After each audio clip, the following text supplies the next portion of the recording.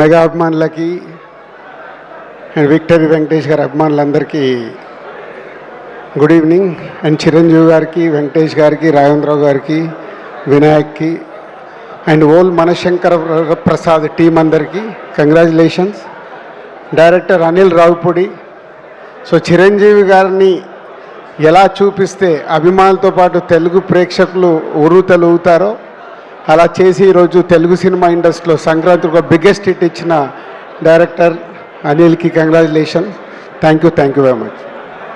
Thank you sir, thank you very much and hearty congratulations. అసలు super duper block buster.